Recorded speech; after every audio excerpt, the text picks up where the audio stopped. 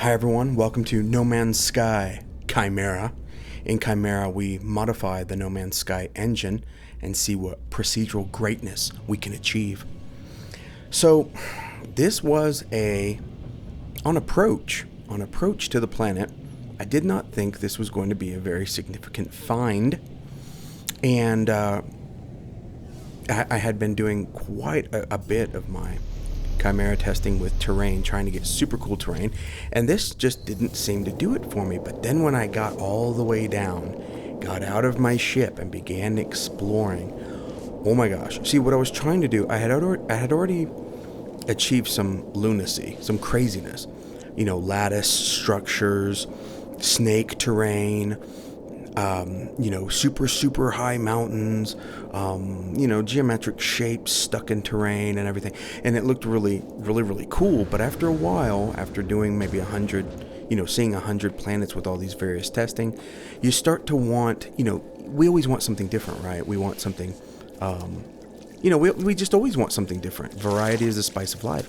So I thought, what would be cool is let me try to focus on getting terrain that looks more normal, still alien, but a little more normal, Earth-like, but not vanilla terrain. Vanilla terrain, I'm sorry guys, even with Worlds Part 1, it just doesn't quite do it for me. It does a good job, far better than before, but it just doesn't do it for me. So I was really happy with this planet. I spent quite a bit of time exploring. I found some really high mountains, and that looked this looks like the high desert, like in New Mexico, Arizona type, maybe, I don't know. Well, not quite. It does not look like Earth, and that's a good thing. This is, this is a universe exploration game.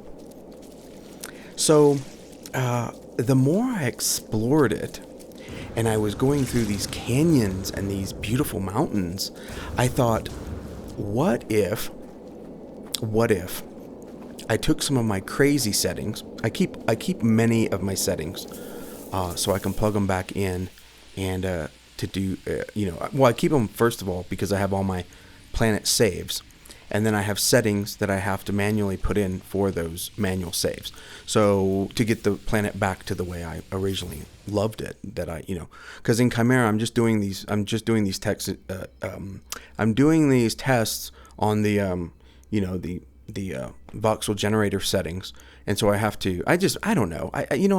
It's probably not the most efficient way, but I just have a spreadsheet and I just put all my settings in, and then with the save name or the planet name, and then go back and plug them back in if I want to revisit that planet. Anyways, so I started thinking, wow, what if this planet that looked pretty Earth-like, beautiful canyons, beautiful mountains, what if I then went and plugged in some of the crazy settings, and in particular I tried to visualize this planet with the lattice structures. I started imagining what that might do, because you never quite know.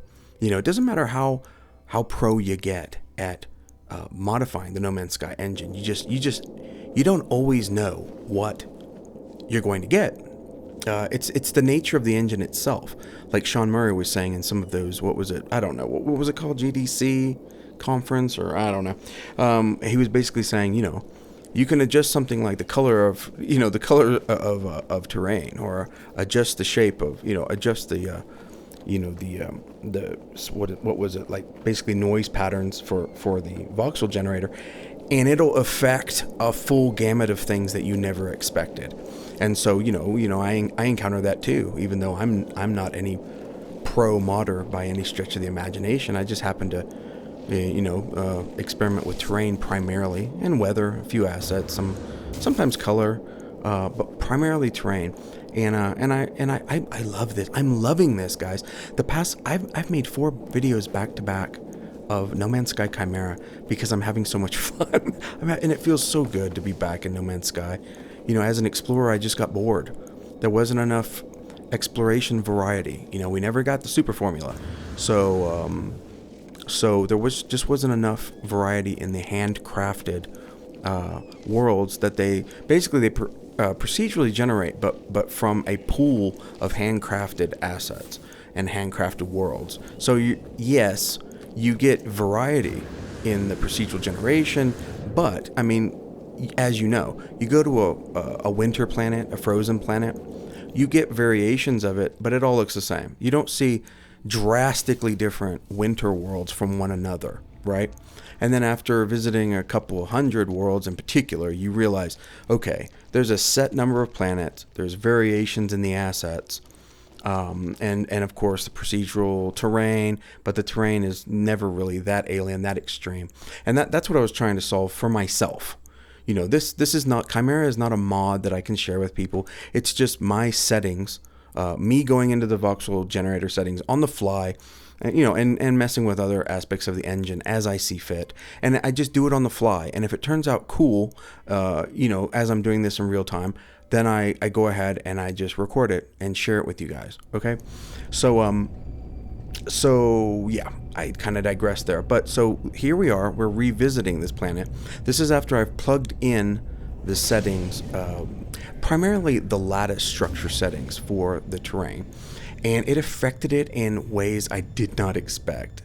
What was this planet? Like Lossus 14 or something? Lossus 15, I think was the name of the planet. So this is that very same planet that we just looked at, but with the lattice structures settings sort of injected into the voxel generator. And guys, oh my gosh, listen. It takes a lot because I've been experimenting, doing my testing on hundreds of worlds. It takes a lot to excite me. This freaking excited me. When I jumped down into these multi-layered structures of terrain, I almost needed a compass. Now, of course, you see me, I turn off the HUD because I don't like all that. I guess I could have a compass. But I needed a compass. I mean, I could not tell my direction here.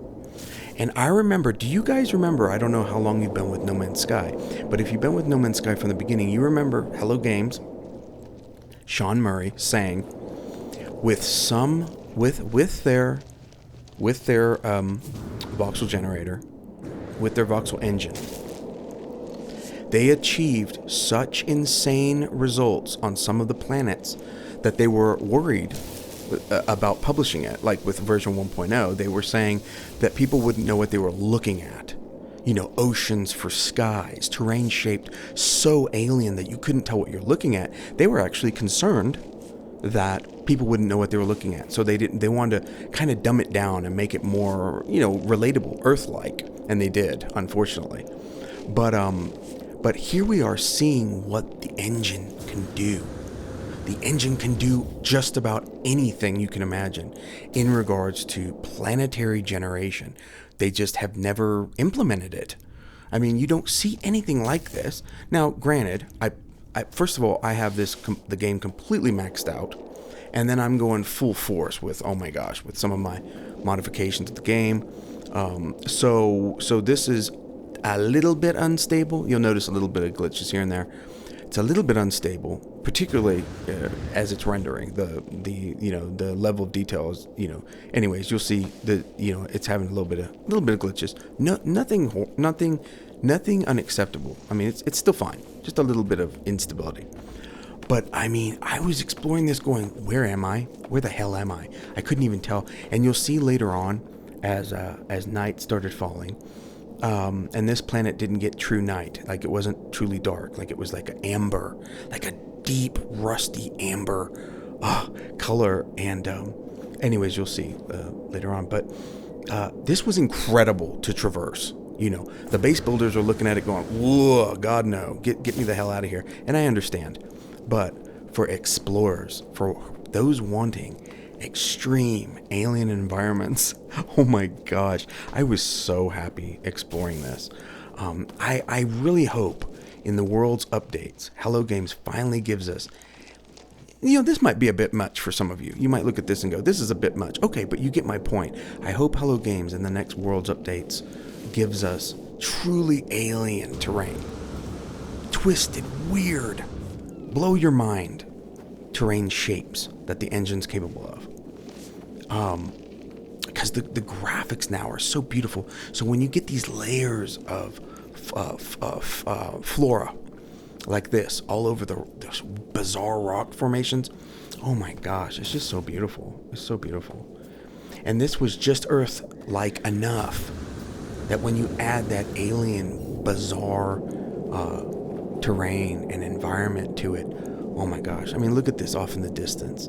It almost looks like it would be an ancient civilization out there, right? You know, you see and it's just the lattice structure kind of, invading the native terrain. But it's I mean, look at these shapes, and the shapes are they're almost organic. I mean, well, of course, it would be organic with its terrain, but you know what I mean? They almost look like organic. They almost look like fauna, like massive fauna that had long died. This is fossilized or something. I mean, look at these shapes. You can almost imagine, like that one to the bottom left is almost like a, completely eroded, emaciated, skull of something almost. I mean, I'm getting a bit far-fetched, but the engine is capable of that. I don't know how to do it. I don't know how to create terrain based on, maybe a dinosaur's head or something.